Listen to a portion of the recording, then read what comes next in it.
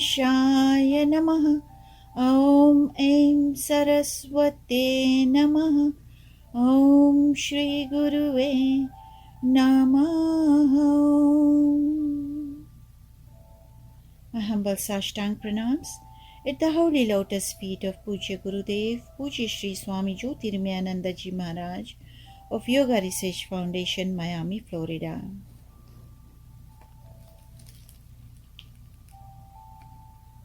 Katha Upanishad, the mystery of the soul.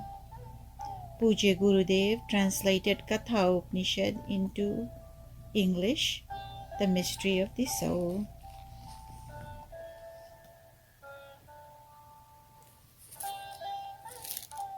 Day 52.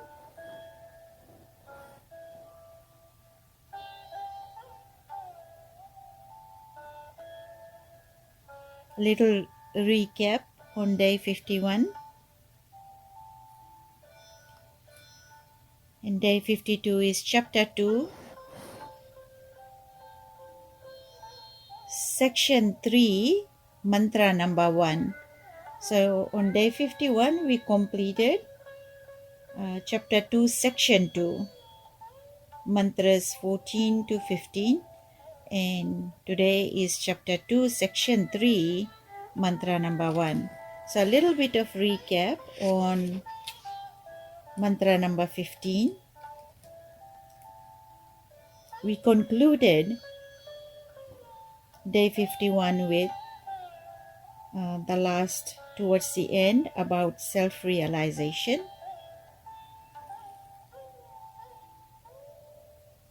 So in the case of self-realization, an aspirant withdraws his mind from the objects of the world by realizing fully that they are illusory, that the world itself is illusory. Just as a still lake captures the reflection of the vast sky, so the intuitive mind, flowing inwardly towards Brahman, reflects the Absolute. This results in the removal of the veil of ignorance. So when the mind is still, like the still lake, and the mind focuses on Brahman, the reflection of only Brahman comes inwardly, and that is the reflection of Brahman in your inner self. And that's the time the veil of ignorance that is in between the Jiva and the Atman, and the veil from the Atman to Paramatman, those veils are broken. Once that is broken, because your ignorance is uplifted or broken, then there is pure reflection of Brahman. So if you need to take a burning lamp, so this is an example or an explanation, like if you need to take a burning lamp out of a closed box in the darkness of the night, all that you need to do is to open the box. When you open the box, the light will reveal itself automatically because the light is so much shining. So in the same way, when ignorance is removed, the self is revealed by its own light. The light of a candle flame is insignificant before the sun. But even the light of the sun is insignificant before the light of the self. So imagine that. If you show a candle light to the sun, does it matter to the sun? Does it help the sun to produce more light?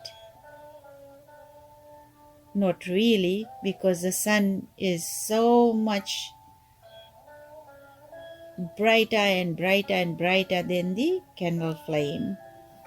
The same way, the light of the self is so much, so many times higher and brighter than even the sun.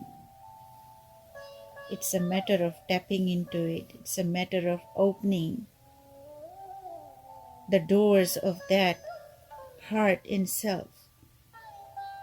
And it's a matter of removing that veil of ignorance through sadhana, through japa, through selfless service, through your other austerities, integral yoga, attending satsanga, all doing positive thoughts, positive action. So the entire universe is illumined by a drop of light from golden sun of the self. And it is this light which is the center and source of all perceptions that arise at the physical plane of one's existence. The self is infinite existence, knowledge, and bliss. So, infinite existence, knowledge, and bliss. That's what self is. That is how we ended our day 51. So, we move on to chapter 2, section 3, mantra 1 for day 52. Now that we have completed Navratri, we have higher energy with higher effulgence, with the blessings of Ma, and spirituality is at the heights. And may we all continue with these heights of and the deepest devotion, divine love, and receive more and more blessings on this path of self-realization. May the light of the self shine brighter and brighter than the sun, as the veil of ignorance, tears, gets thinner and thinner and thinnest to be torn apart. So mantra number 1, with its roots above and branches below. So you must have, if you have read Srimad Bhagavad Gita, if you have seen one of the pictures in Srimad Bhagavad Gita, you will understand about it more deeply. But let us now imagine that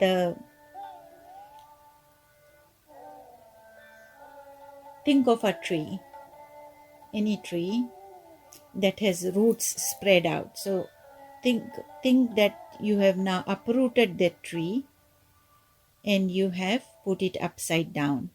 The branches touching the dirt, the soil, and the roots higher up. Where the branches are supposed to be, now the roots of that same tree is there. So imagine that, focus on that picture. So first in the air are the roots, many roots, and then the trunk of the tree, and then the branches and many leaves on the branches. So with its roots above and branches below, this Ashwatha tree of the world process, so this world is opposite than what it seemingly is. So this world process is apparently eternal. This tree is rooted in Brahman, who is absolutely pure. So the root represents Brahman. That Brahman is called nectar. Upon him all the worlds abide. None can go beyond that Brahman. So this is what Lord Yama is telling Nachiketas. Because of his third boon, his question was about the soul and liberation. Is there life after death? What happens to the soul? Is there really a soul? So these were so many questions about the soul, and he wanted to know about self-realization. So now Gurudev is further explaining that Ashwatha literally means that which does not last until tomorrow. Ashwatha literally means that which does not last until tomorrow. So this whole process is like a tree. It is fundamentally rooted in Brahman, the absolute self. So it's fundamentally rooted in Brahman, the absolute self.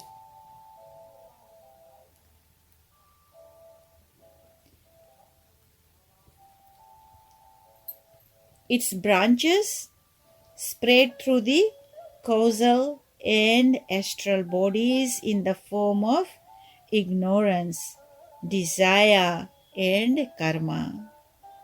And the effects of these three, ignorance, desire, and action, are the leaves and flowers of this tree. The fruits are the bitter and sweet experiences of pleasure and pain, which give rise to the seeds of future embodiments. So think thoroughly about this. So based on your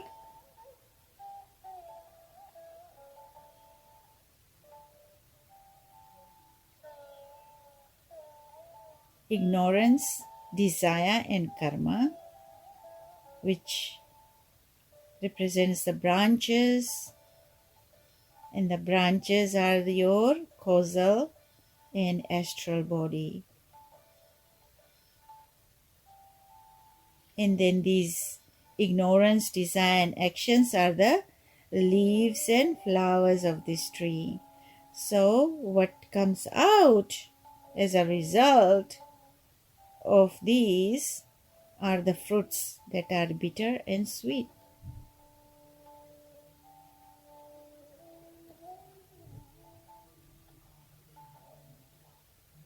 Which give rise to the seeds of future embodiments. Because of these karmas, we are born again if we have not made up of enough positive to be having the boon of self-realization. Otherwise, it's difficult for everyone to be self-realized in this life. So it's like steps and steps and steps. So experiences of the objects of the world give rise to their impressions. These impressions are like seeds which give rise to the future embodiments. This process is beginningless and continues to flow on endlessly from a relative point of view. Therefore, it is apparently an eternal tree. So that is why it's called eternal tree, because it keeps on giving fruits and seeds. So our karmas, our desires, our ignorance keeps us busy and creates bondage after bondage. Life and death, the cycle never ends, which is eternal. The cycle only ends when it merges into the Supreme Consciousness, the Brahman. Therefore, it is apparently an eternal tree. No one can conceive of the termination of the world process in the terms of time and space. However, when a yogi attains the intuitive vision of the self, the veil of ignorance is removed and the tree is uprooted. All the planes of relative existence are sustained by Brahman. When the vision of duality is negated by the intuitional realization of the self, the entire world process consisting of all planes of relative existence is transcended. However, Brahman, the Absolute, cannot be transcended by anything since Brahman is the only reality.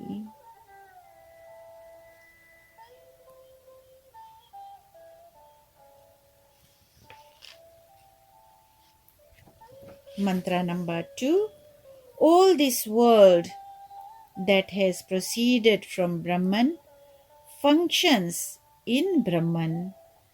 Whoever knows that Brahman who strikes fear in the hearts of the ignorant, like an uplifted thunderbolt, attains immortality. So fear arises out of duality. That's the explanation. Fire burns all that is other than fire, but cannot burn itself, right? Think about that. How amazing that could be.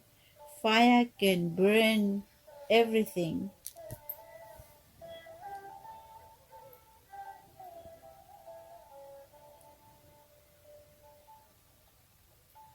and fear arises out of duality, and fire burns all that is other than fire, but cannot burn itself. So, in the same way, the self seems to destroy all that is non self, but it cannot destroy itself.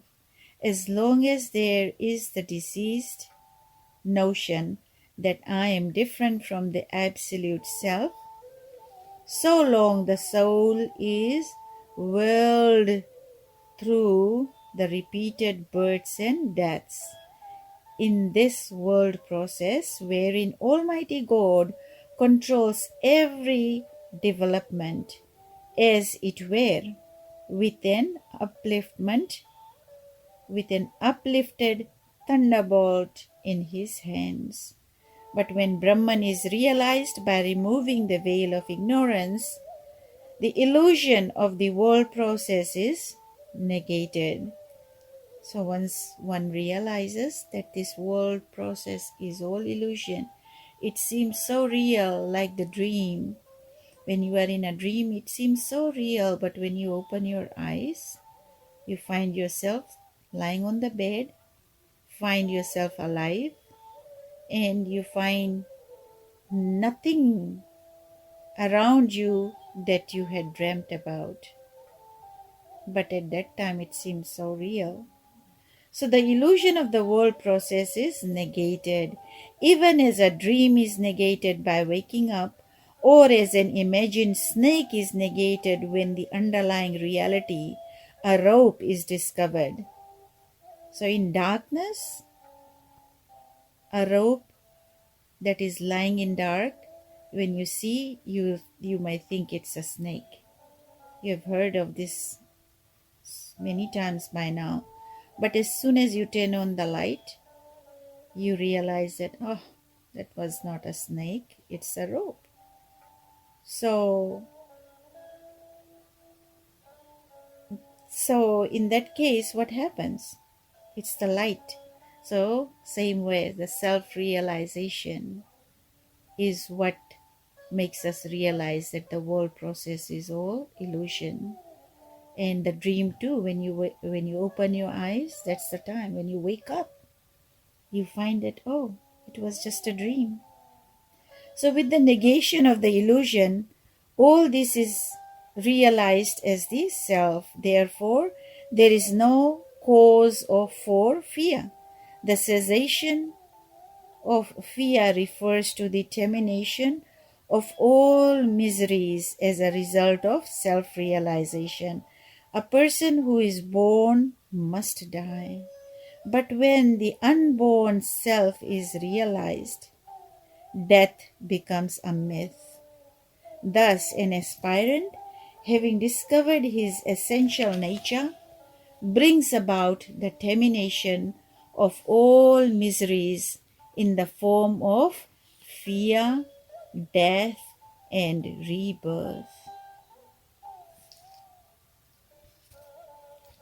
Mantra number 3. Out of fear of the divine self, fire burns, the sun radiates light, and Indra, the wind god, and the fifth death perform their functions. The world trembles like a leaf. So that's what Lord Yama is saying, that all of them perform their functions. Gurudev explains that the world trembles like a leaf before the infinite power of the divine self. Even if you were to fly into the profundities of space or abide in the depths of the ocean or enter into the hardest rocks, still you cannot escape the fear of death caused by the vision of duality.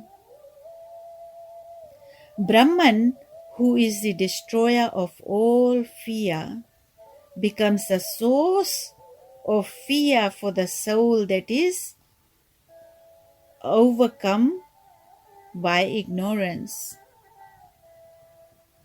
But when one attains the intuitive revelation of the self, the world is no longer seen as a procession of racing elements being whipped by the uplifted rods of Brahman into performing their functions. Rather, it appears like surging waves of bliss, sustained by the ocean of the Almighty Self.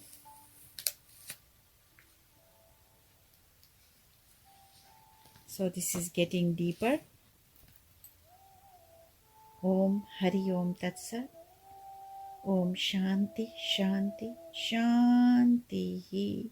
Divine love, light, healing, bliss, prosperity for each one of you, and blessings for your near and dear ones. Let us pray for all. Samasta lokaha sukhino bhavantu. Sarve bhavantu sukhina. Sarve santu niramaya. Sarve bhadrani pashyantu. Ma kaschit dukha bhag bhavet. May all be happy. May all be free of troubles. May all see what is good. May all sufferings end for all. May all be free of diseases and viruses. May all be nourished. May all have enough food, water, clothing, shelter, and medicine. Hari Om Tat Sat. Asatoma Sadgamaya Tamasoma Jyotirgamaya Mrityorma Amritam Gamaya. Om Shanti Shanti Shanti. This is Swami Lalita Priyananda from Sacramento, California. Hari Om Tat Sat.